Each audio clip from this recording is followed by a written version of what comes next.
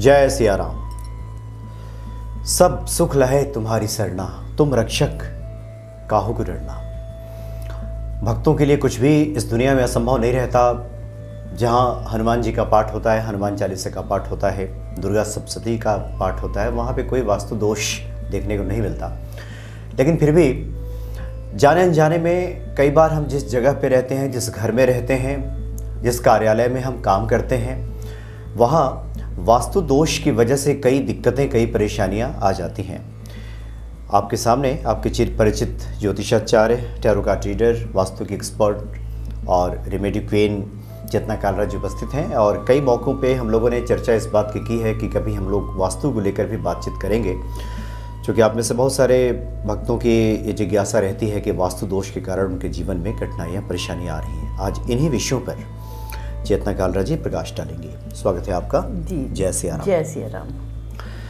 सबसे पहले तो मैं यही कहना चाहूँगी कि आजकल लोग बोलते हैं कुछ नहीं होता, हाँ ये सब कुछ नहीं है, सब कुछ खराब है, ऐसा कैसे हो गया। तो मैंने अपने जीवन में जितनी भी प्रैक्टिस की, मैंने अनुभव किया हुआ है इन सब बातों को। उसके बाद ही मैं आपके समक्ष कुछ लेकर आती हूँ। जो भी कुछ बताती हूँ वो कहीं ना कहीं मेरे किसी चिर परिचित ने, मेरे रिश्तेदार ने, या मैंने खुद ने देखा हुआ है उसको, तब करके मैं ये बोलती हूँ। और बहुत बड़ी चीज़ है वास्तुशास्त्र।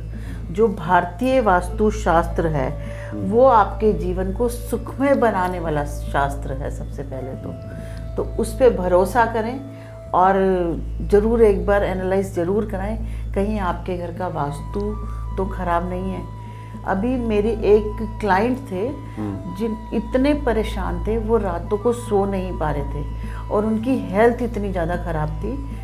उन्होंने शिफ्ट किया था 3 साल पहले नए घर में, और वहाँ पे पहले तो ठीक रहा, धीरे धीरे उनका ख़राब होना शुरू हो गया। उनका बेटा इतना ज़्यादा बीमार हो गया था कि आप सोच नहीं सकते कि इतना अच्छा 22-23 साल का लड़का जिम वगैरह करता था, सब इतना बीमार, वो रात को सो नहीं पाते थे उस घर में। फिर उन लोग ने मुझे बुलाया था अपने घर वास्तु के लिए, और जब मैं गई थी, उन्होंने मुझे सब स्टे वगैरह कराया था, होटल में करवा रखा था।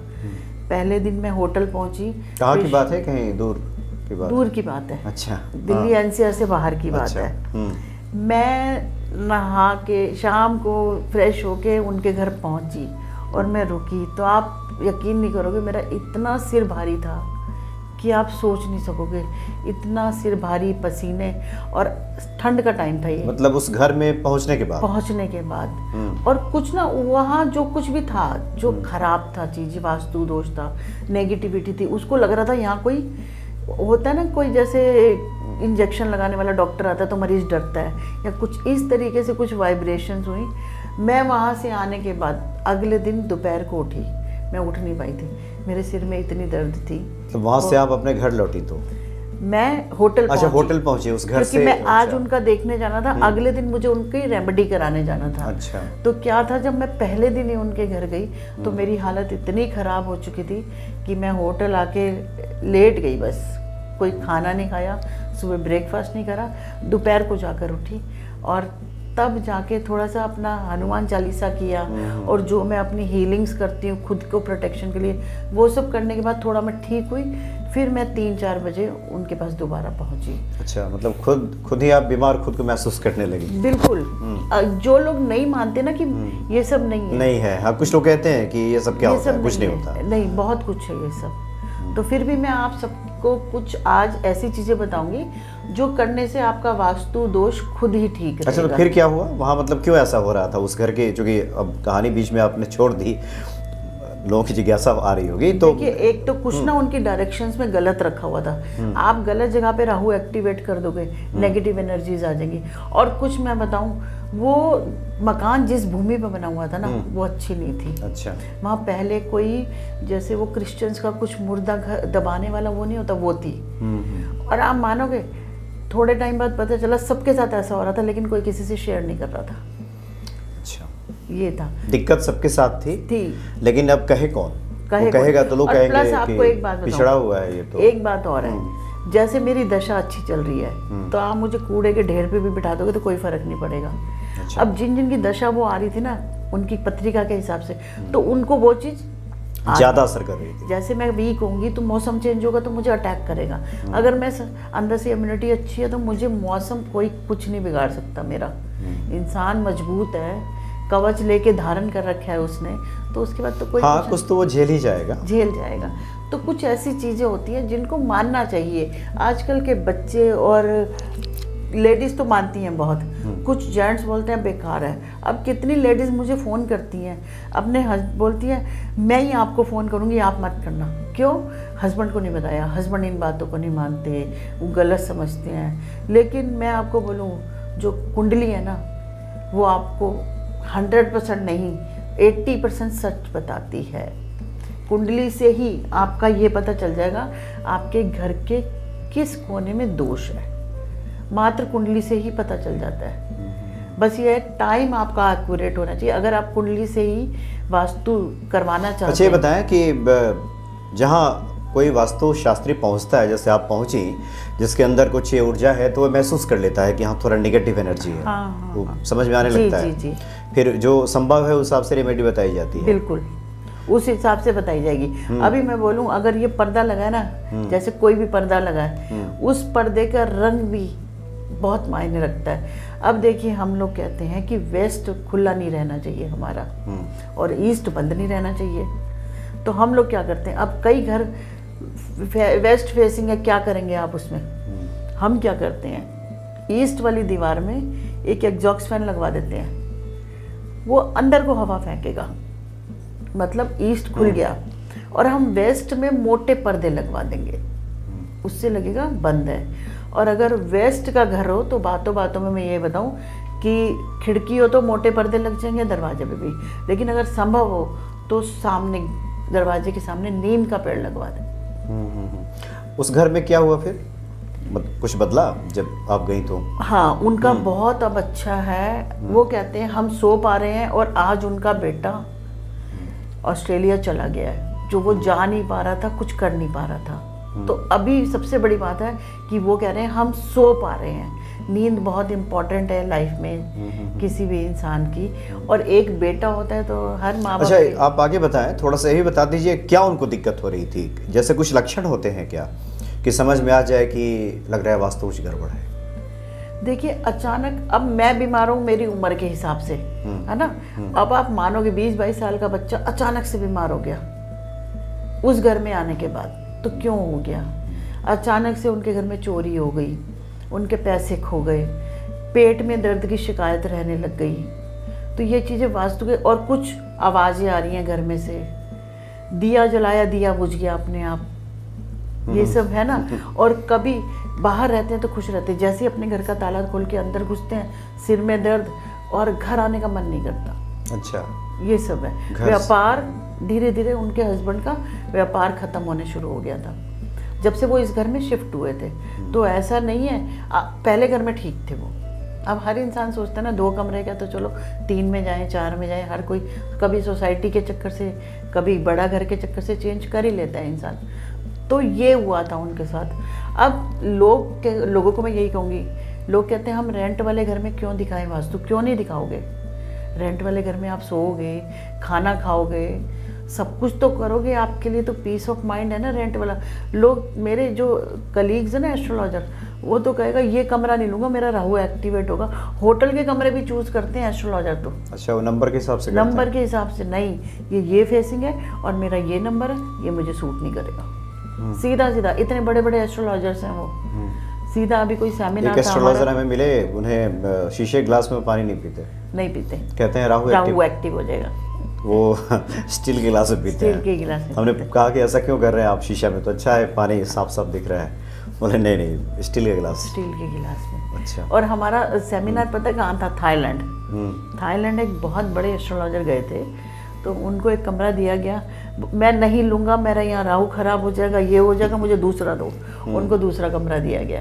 तो ऐसे इतने बड़े बड़े लोग कर रहे हैं। और वो 65 ईयर्स ओल्ड है हमारे एस्ट्रोलॉजर। ऐसा नहीं है कि छोटे बच्चे हैं जो ऐसा कर रहे हो। तो वो बहुत एक्सपीरियंस लेकर आए अपनी लाइफ का, तो उनके साथ होता होगा। ये हमने इसलिए आपसे पूछा, बहुत सारे लोग हमसे मिलते हैं ना, तो पूछते हैं क्या चाहिए बताएं कि जितने सारे एस्ट्रोलॉजर्स हैं, जिनसे आप मिलते हैं वो लोग मानते हैं कि नहीं, कि सिर्फ बताते हैं? नहीं, बहुत लेकिन मानते हैं। मैं आपको बताऊं, जितने लोगों से मैं मिलता हूं वो तो उन भक्तों से ज़्यादा मानते हैं, दिन भर मानते रहते हैं वो, एक भी कदम बगैर गन्ना के उठाते ही नहीं है। नहीं, अब आप मानेंगे मेरे घर में भी मेरे बच्चे हैं ना, तो मैं उसको बोलूँगी तुम ऐसे मैस रखते हो तो शनि खराब हो जाएगा, कपड़ा इधर फेंकते हो, ये करोगे वो करोगे। और मैं नियमित रूप से अपने साउथ वेस्ट में सफाई करवाती रहती हूँ, राहु एक्टिव नहीं होने देती। बाथरूम गीला नहीं रहना चाहिए, राहु एक्टिव हो जाएगा, केतु खराब रहेगा। बाथरूम हमेशा सूखा होना चाहिए, बाथरूम का दरवाज़ा बंद होना चाहिए। ये मैं अपने बच्चों को टोकती रहती हूँ। अच्छा, उसको बंद करके रखें। बिल्कुल। कुछ लोग अपना जो अलमीरा है कपड़े का उसको बड़ा ही बेतरतीब रखते हैं। वो नहीं रखना चाहिए ना, उसी से तो चीज़ें शुक्र खराब हो गए ना, क्योंकि वो कपड़ा पहन के तो आप सुंदर दिखते हैं, अच्छे दिखते हैं, वहाँ आपने शुक्र खराब कर दिया, चीज़ तो खराब हो ही गई। और सबसे पहले उठते ही पहला काम अपनी बेडशीट को ठीक करना चाहिए। जिसकी बेडशीट पे जितनी ज़्यादा सिलवटें होंगी उसका उतना ज़्यादा राहु खराब होगा। तो सबसे पहले काम अपने बच्चों को भी सिखाइए। पहले ज़माने में उठते थे ना, अपना दरी जो चद्दर वद्दर फोल्ड कर देते थे, तो सबसे पहले ये काम कीजिए, अपना फोल्ड कीजिए बिस्तरा, झाड़। तो वो तो अब लोग नहीं करते, खराब नहीं करते, ऐसे छोड़ के चले जाते हैं। बच्चे सब उठ के वॉशरूम चले गए और अपने काम में लगे। नहीं, पहले तो होता था कि फोल्ड का मतलब कि अगर चौकी पे कहीं लोग रात में विश्राम कर रहे हैं तो पूरा बिस्तर ही मोड़ देते थे, बस हो जाता था। ठीक है, लेकिन अब कम से कम नहीं, गद्दे भी मोड़ देते थे। हाँ, गद्दे भी मोड़ देते थे। आजकल तो वो लंबे वाले गद्दा तो मुड़ेगा ही नहीं, लेकिन साफ रखें, साफ। कम से कम चद्दर को ऐसे करके थोड़ा हाथ से झाड़ दे, सीधा रखें। जितना ठीक रखेंगे उतना वास्तु अच्छा रहेगा। तो पहले तो लोग ज़्यादा, मुझे लगता है कि साइंटिफिक तरीके से वो समझते थे चीज़ों को। आपने देखा है गाँवों में, बिल्कुल, जिनका भी गाँव से साबका है, सरोकार है, वो लोग जानते भी हैं कि गांव में किस प्रकार से सोने के बाद लोग बिस्तर को मोड़ दिया करते थे। तो ये अब देखिए, बिस्तर नहीं है, मोड़ने वाला नहीं है, तो कम से कम अपनी बेडशीट तो आप जो ओढ़ने वाली है साथ के साथ तय करके रख दो। सिर्फ गिनती के 2 मिनट लगेंगे। एक ये दिमाग का खेल है कि बिस्तर तय करना है। जब करने भी आओगे तो 2 मिनट से भी कम लगेगा, रोज आदत पड़ जाएगी। तो बच्चों को भी सिखाएंगे, उससे उनका राहु खराब नहीं होगा। और जहाँ गंदगी होगी वहाँ राहु खराब होगा, पक्का होगा। वहाँ बीमारियाँ आएंगी, बहुत सारी प्रॉब्लम्स आएंगी, धन का व्यय होगा। और इसी तरीके से जहाँ स्मेल आएगी, जैसे कई घरों में क्या होता है, बंद रह जाता है, हाँ, बिल्कुल, तो स्मेल आती है, अजीब सी स्मेल आ रही है। या वॉशरूम है, उसमें अच्छे से पानी सफाई नहीं करी, स्मेल, कूड़ा पड़ा है, कूड़ा उठा के बाहर नहीं फेंका, उसकी भी स्मेल हो जाती है। तो वहाँ आपका शुक्र खराब हो गया। शुक्र जब खराब हो गया तो समझो सब कुछ खराब हो गया।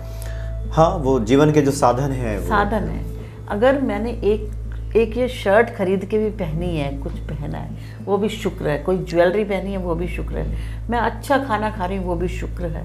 शुक्र ही देते हैं सब हमारे को। ये भौतिक सुख जो है वो शुक्र दे रहा है। तो हमें शुक्र को अच्छा रखने के लिए हमेशा सुगंधित रखना चाहिए। अब हम ऐसे कहते हैं, जब राहु की दशा आती है ना किसी की, तो हम उसको बोलते हैं चंदन का, वो इत्र बोलते हैं, इत्र लगा दो चंदन का, क्योंकि ये सब चीज़ें ना खुशबू सफाई से भागती हैं। जहाँ गंदगी होगी वहाँ राहु एक्टिवेट होगा। अब जैसे कई लोगों की साढ़े सती चल रही होती है, उनको भी यही समझाया जाता है, आप खुद को साफ सुथरा रखो, ठीक ढंग से रखो, परफ्यूम का इस्तेमाल ज़रूर करो। और किसी का शुक्र एक्टिव करना हो तो हम उसे कहते हैं तू रोज़ परफ्यूम लगा। कुछ लोग डिओड्रेंट लगाते हैं, उससे मैं देखिए, पता है हम लोग डिओड्रेंट या परफ्यूम क्यों मना करते हैं? क्योंकि उसमें अल्कोहल मिक्स होता है। इत्र लगाएं। इत्र अल्कोहल फ्री होता है। इत्र लगाने से बहुत फायदे होते हैं, दोनों तरीके के काम हो जाते हैं आपके। तो इत्र लगाने से ज़्यादा फायदा है, इत्र लगाएं। खुद को साफ सुथरा रखें, चाहे आपके साढ़े सती हो, चाहे राहु की महादशा हो।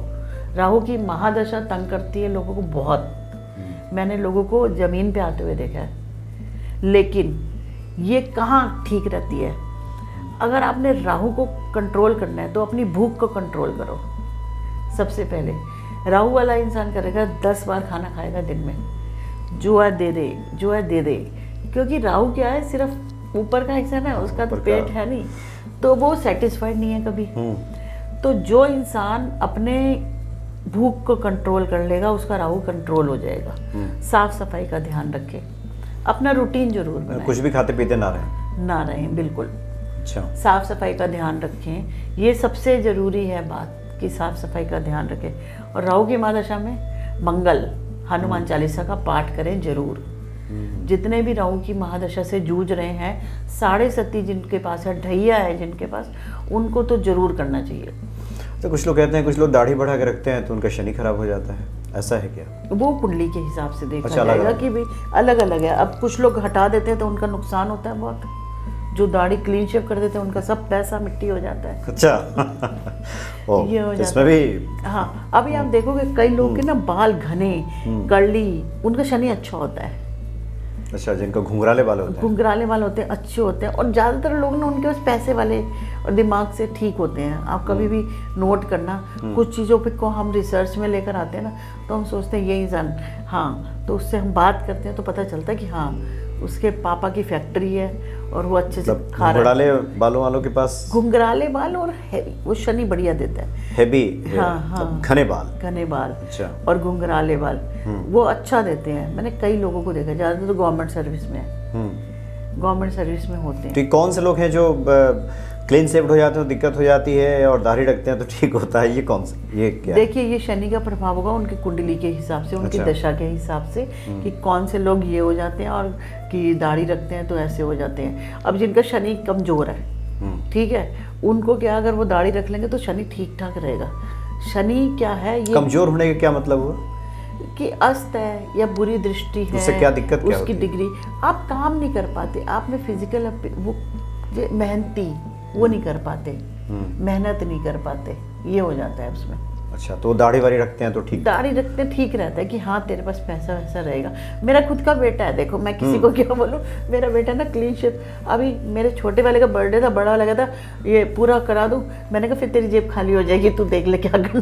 तो कहता है थोड़ी सी ट्रिम कर देता हूँ, तो उसके पास पैसा रहता है, उसका काम चलता है, गुजारा लायक। मतलब दाढ़ी वाड़ी रखता है तो ठीक रहता है? ठीक रहता है। जब भी वो क्लीन शेव कराता है, उसके किसी से लड़ाई हो जाती, कुछ ना कुछ हो जाता है उसके साथ। बहुत लोगों के साथ ऐसी चीज़ें, बहुत लोगों के साथ। कुछ कलर से भी हो जाता है कि कोई जिस दिन कोई, आज मैंने ब्लैक पहने तो मेरा किसी से लड़ाई होनी है जरूर।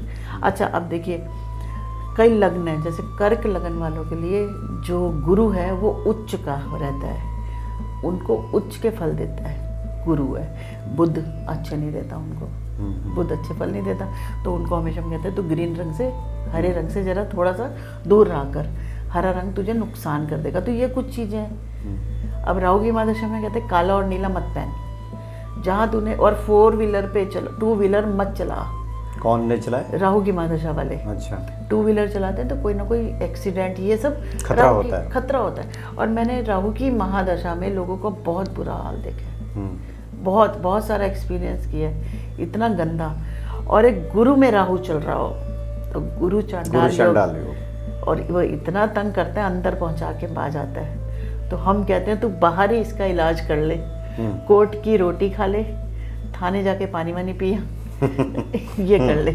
अच्छा, उनकी कैंटीन में बैठ के कुछ खाया, कुछ कर ले। मतलब थाना के कैंटीन में कुछ खा लो, कोर्ट में जाके भी कुछ घूम के आ जाओ। अभी आपको बताऊं, जेल की रोटी भी मिल जाती है, इतनी महंगी मिलती है एक रोटी। अच्छा, ऐसे लोगों को आप लोग बताते हैं कि जेल की रोटी? बिल्कुल बताते हैं। आप बताएंगे, मेरे एक जानने वाले हैं भैया, मैं उनसे ही बोलती हूँ, भैया जाओ बिस्किट के पैकेट ले आओ, वो लेकर आते हैं खरीद के जेल से। हाँ, 10 रुपए की चीज़ 100 की मिलती है वहाँ पर। अच्छा, लोग, अच्छा वो लोग पता है कि ये उपाय के लिए ले जा रहे हैं। और ऐसे ही किसी का बुध 12th में हो, हम उसे बोलते हैं कच्चा घड़ा तू पानी में डाल दे। कुम्हार को पता चल गया कच्चा घड़ा तू उपाय के लिए लेके जा रहा है। कुम्हारों को भी पता है? कुम्हारों को पता है। कच्चा घड़ा पहले तो देते नहीं है कुम्हार, बड़ी मुश्किल से देंगे। वो समझ जाते हैं कि समझ जाते हैं, वो बोलते हैं हमारा काम खराब होगा। अच्छा, तोता 12th में बुध हो तो हम कहते हैं जितने साल के तुम हो, जीवन में एक बार उतने तोते उड़ा दो आप, ठीक है। उस कंडीशन में क्या है, तोता पता है आपको बताऊं कितना मिल जाता है ठीक ठाक। एक तोता इतना महंगा कि आपको क्या बताऊं मैं। बेचारा मेरा एक क्लाइंट था, उड़ाने के लिए ना, उड़ाने के लिए, देहरादून का एक क्लाइंट था। वो बोलता बहुत मुश्किल है। मैंने कहा एक बार जामा मस्जिद ट्राई कर ले तू। कह रहा एक तोता 5000 का मिल रहा है। तो ये अच्छा, चीजें मतलब हैं। कोई 20 साल गया तो 20 तोते उड़ा दे। 20 तोते उड़ाने, एक बार जीवन में उड़ा देगा तो उसको फायदा मिलेगा। अच्छा, ये कहते हैं। क्योंकि जो 12वां बुध होता है ना, वो कहीं ना कहीं अस्पताल, जेल, थोड़े से ये योग बनाता है। हम लाल किताब के अकॉर्डिंग अगर प्रेडिक्शन करें तो वो ये योग देता है, तो उसके उपाय करा देते हैं। अब मैं कहती हूँ भाई तोते हर कोई अफोर्ड नहीं कर सकता तोते। हाँ, ये 5-5 हज़ार रुपये का तोते तो कौन करेगा ना, अगर कोई 50 साल के तो बताओ क्या करेगा। तो इसलिए फिर उसको हम कुछ और बताते हैं, हरी मूंग दान करते हैं, बहुत सारी चीज़ें हैं, बहुत सारे उपाय हैं, लेकिन श्रद्धा से करेंगे तो सब आप कीजिए, बस करने की देरी होती है। सबसे पहले है कि बिना माने, मेरी माँ ने ज़बरदस्ती करवा दिया कर दो, है वो नहीं करना।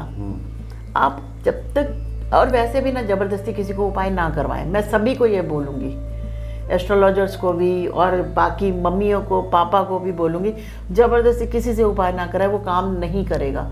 और फिर आप कहोगे एस्ट्रोलॉजर ख़राब है, क्योंकि जब तक बच्चे के अंदर से भावना ना आए ना, हाँ, उसके अंदर भी होने वो विश्वास तो विश्वास होना चाहिए। अगर मम्मी करती हैं, बच्चे के लिए कर रही हैं, तो मम्मी की भावना है वो अपने उस पे करे कि मैं अपने बेटे के लिए कुछ कर रही हूँ। बेटे के प्लेनेट के उपाय नहीं कर सकती माँ, खुद का कर सकती है, खुद ये कर सकती है कि मेरा बेटा अच्छा रहे, उसकी वेल विशेस के लिए कर सकती हैं। लेकिन बच्चे का अब राहु खराब है, माँ उपाय कर रही है, अब मानो माँ का राहु अच्छा था तो वो तो खराब हो जाएगा।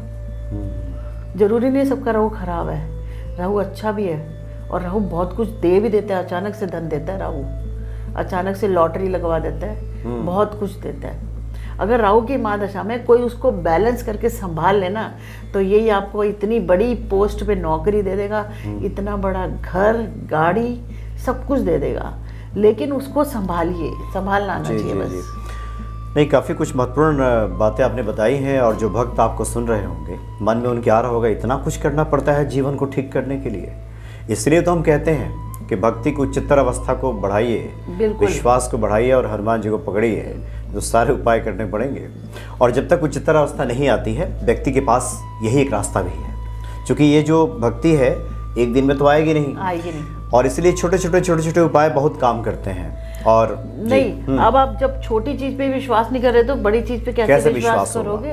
तो आप बड़ी चीज तक पहुंचने में आपको टाइम तो लगेगा, तो इसलिए आपको छोटी चीजों पे विश्वास। कुछ लोग जिनको ये विश्वास ही नहीं होता कि हनुमान जी को पान का बीड़ा चढ़ाने से हनुमान जी प्रसन्न होते हैं, वो सवाल खड़े करते हैं कि बीड़ा चढ़ाने से हनुमान जी प्रसन्न होंगे। आपको कैसे पता चला?